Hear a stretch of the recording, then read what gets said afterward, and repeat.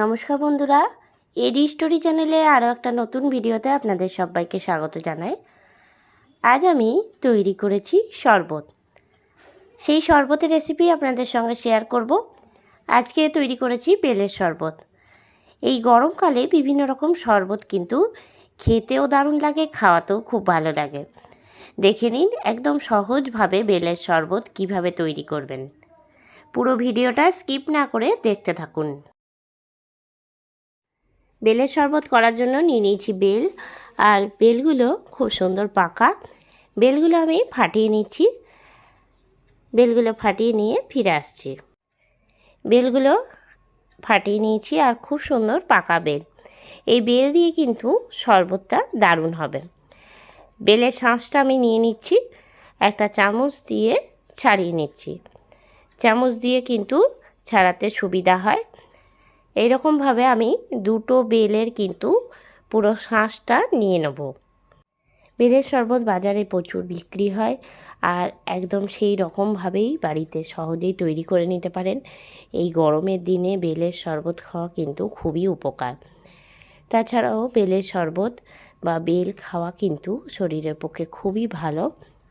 একটা বেলের শাঁস নেওয়া হয়ে গেছে, আরও একটা পাকা বেলের আমি শাঁস নিয়ে নিচ্ছি। 5 থেকে 6 জনের মতন কিন্তু শরবত হবে দুটো বেল দিয়ে। সব শাঁসটা নিয়ে নেওয়ার পরে একটুখানি এর মধ্যে দিয়ে দিচ্ছি জল। এরপরে হাত দিয়ে আমি মেখে নিচ্ছি।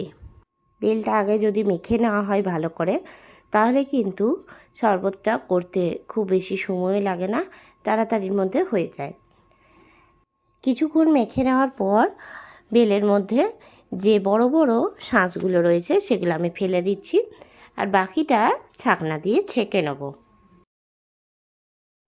একটা ছাকনা নিয়ে আমি ছেঁকে নিচ্ছি বেলের শাঁসটা।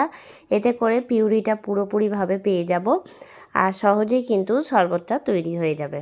পিউরিটা নেওয়া হয়ে গেলে ওপরে যে বীজটা আর শাঁসটা রয়েছে সেটা আমি সাইড করে দিচ্ছি। বাকি যেটুকু আছে সেটাও আমি ছেঁকে নিচ্ছি। এইরকম যদি ছেঁকে নিয়ে পিউরিটা রেখে দেওয়া হয় স্টোর করে, বেশ অনেক দিন পর্যন্ত কিন্তু ফ্রিজে একদম ঠিকঠাকভাবে থেকে যাবে। যে কোনো এয়ারটাইট কন্টেনার অথবা বোতলের মধ্যে রাখতে পারেন।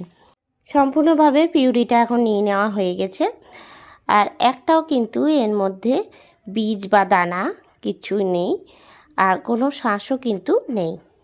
এর মধ্যে এরপরে আমি কিছু জিনিস অ্যাড করছি। দিয়ে দিচ্ছি এর মধ্যে 1 কাপ দুধ। দুধটা কিন্তু আগে থেকে ফুটিয়ে নিয়েছিলাম, আর নর্মাল টেম্পারেচারে রেখে দুধটা দিলাম আমি ঠান্ডা করে। দুধটা দেওয়ার পরে ভালো করে মিশিয়ে নিচ্ছি। এরপরে দিচ্ছি মিষ্টি। দিচ্ছি আমি এখানে গুড়। যেহেতু গরমকাল, আর গরমকালে গুড়ের শরবত খাওয়া খুবই ভালো, যে কোনো গুড়ই দিতে পারেন। গুড়টা দিয়ে ভালো করে নাড়িয়ে নিচ্ছি। গুড়টা আমি আগে থেকে ভেঙে দিয়েছি। বেশ কিছুক্ষণ ধরে নাড়িয়ে গুড়টাকে গলিয়ে নেওয়ার পর এর মধ্যে দিয়ে দিচ্ছি আমি নর্মাল লবণ। লবণ আমি এখানে 1/2 চামচের মতন দিলাম। বিট লবণ দিলাম 1/2 চামচের থেকে একটু কম পরিমাণে। ভালো করে আবারও আমি নাড়িয়ে নিচ্ছি। এরপর আমি পরিবেশন করছি। গ্লাস নিয়ে নিয়েছি, আর এর মধ্যে প্রথমেই দিয়ে দিচ্ছি আইস কিউব। যেহেতু ঠান্ডা জলে শরবতটা গুলিনি, সেজন্য আমি এখানে আইস কিউব দিচ্ছি পরিবেশনের আগে। এরপরে ঢেলে নিচ্ছি। এই রকম সহজেই কিন্তু আপনারাও বেলের শরবত করতে পারেন।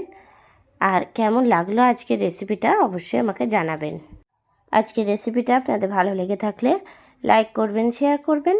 এই চ্যানেলে নতুন বন্ধু হয়ে থাকলে চ্যানেলটা সাবস্ক্রাইব করা অনুরোধ রইল।